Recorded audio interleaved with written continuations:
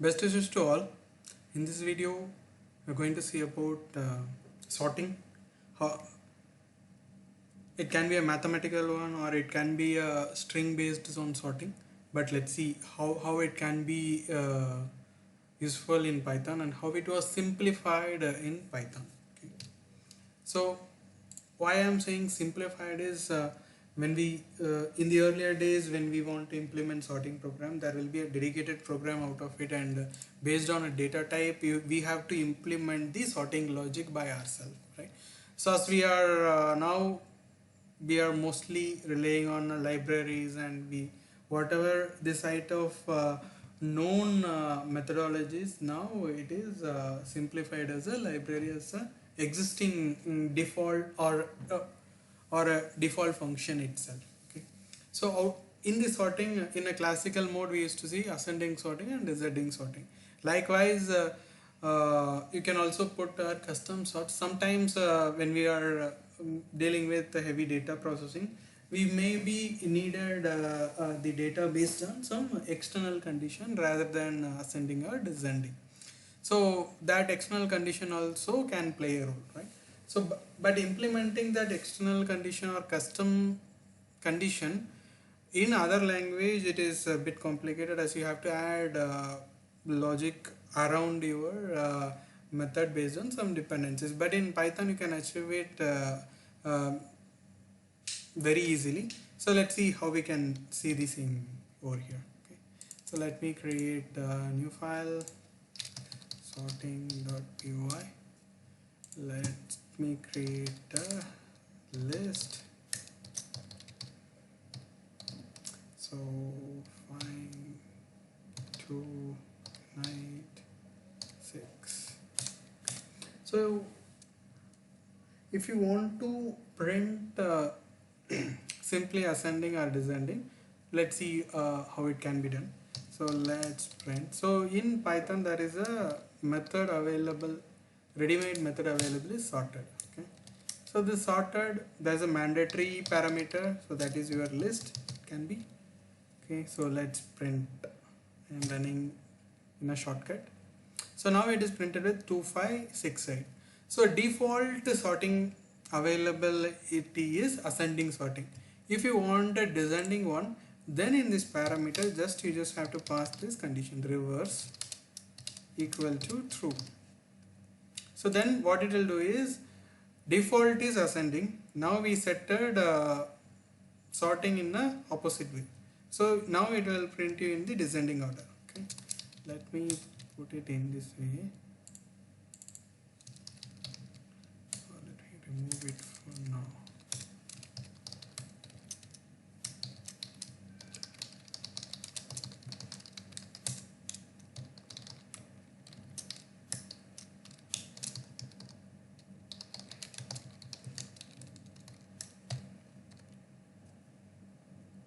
So now you will see it is printing in that right format, right?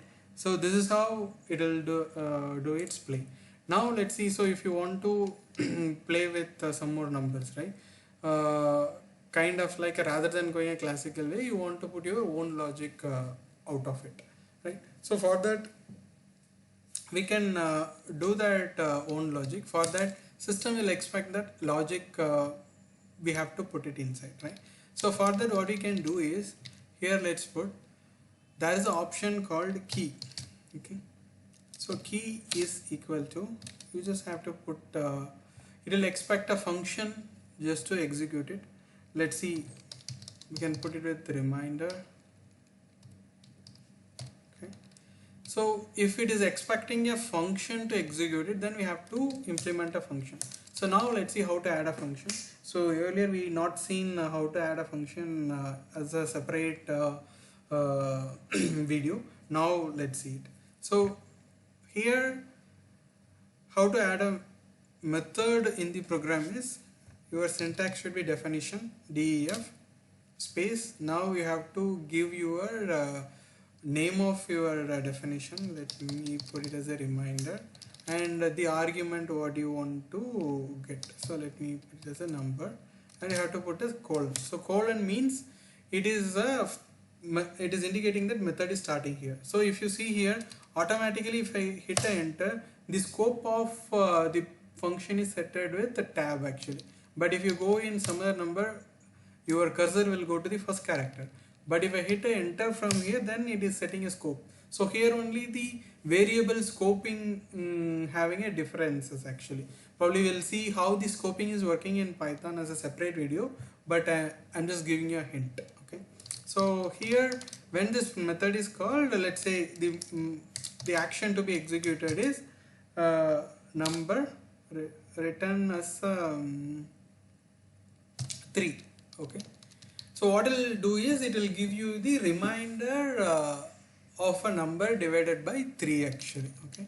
So now let's see. So same sorted order, same list, but let's see how it is. Custom. I'm just putting a custom sort. Okay. So now what it will do is when this particular sorting is executed, it will give a call to this remainder method with the number one by one from this list. Let's say first it will give a call to this number with number 5. Okay, and 5 divided by 3 is 2, right? So that reminder value, it will store it in its memory. So for 5 it will give a reminder as 2, for 2 it will give a reminder as 2, and for 8 it will give a reminder as 2, and for 6 it will give a reminder as 0. Okay. Now let's see how it is going to print in this way. So if it is going to be a descending order, then it has to print 6 as a first. If it is going to be a ascending order, then it will print it in opposite direction. Let's see how it is going to print it.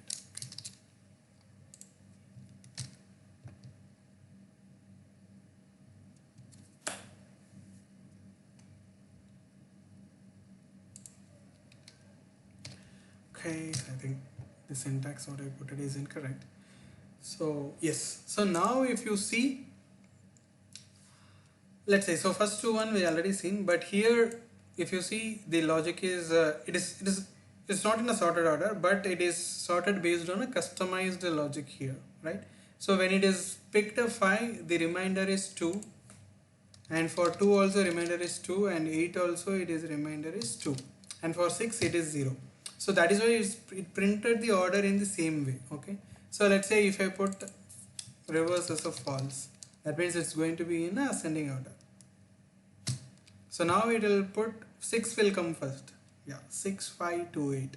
So this is how the order will go. So this one, this type of things we'll start to use it when we are actually doing a computational based implementations.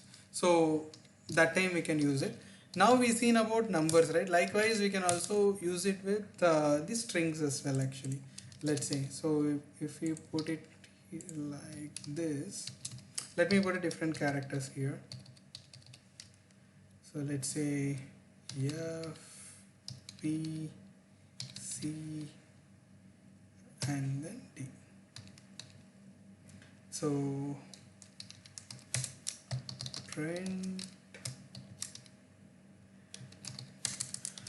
character sorting and print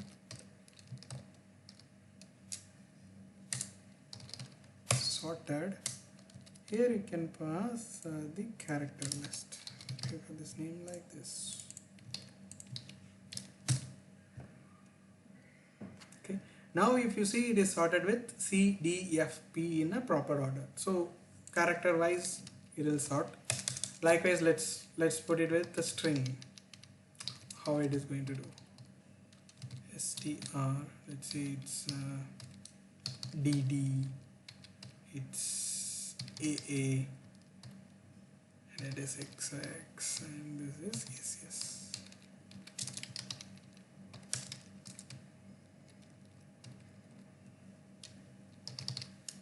So string sorting.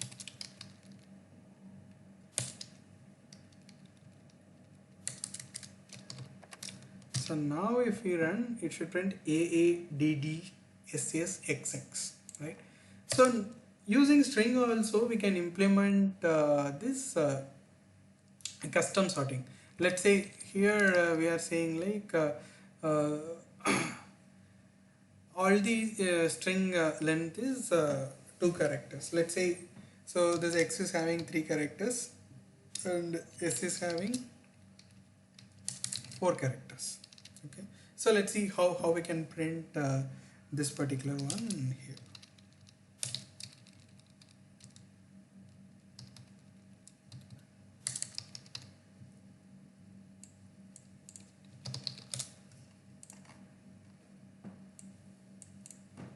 Okay, so now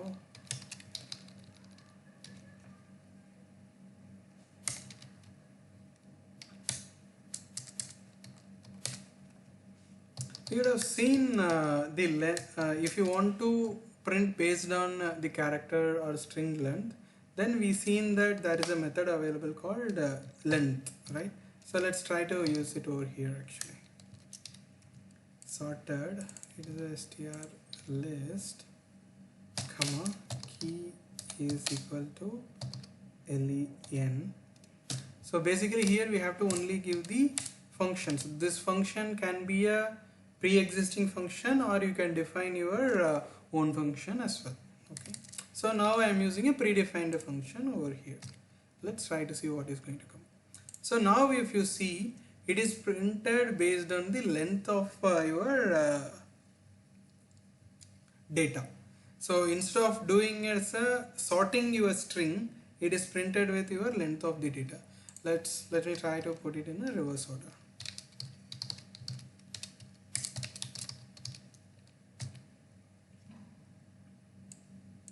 You see here, normally the string has to print A, D, D, S, S, X, X, but now it is printed based on the length of the character actually.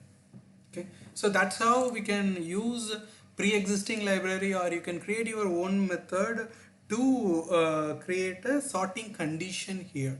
So with this way you can use classical mode of sorting as well as you can introduce your own logic when you are doing a sorting as well.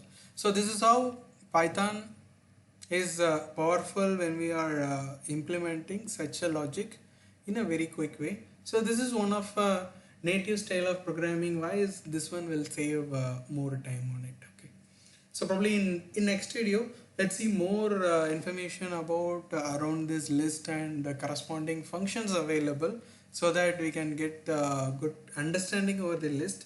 Once the list is also we seen, we can see how we can do a small programs actually, because till now we seen a lot of syntaxes and statements, but we should use all those things to solve a particular problem, right? So in upcoming videos we'll start to see how to solve that upcoming problem with the syntaxes. Okay. Thanks for joining. Thank you.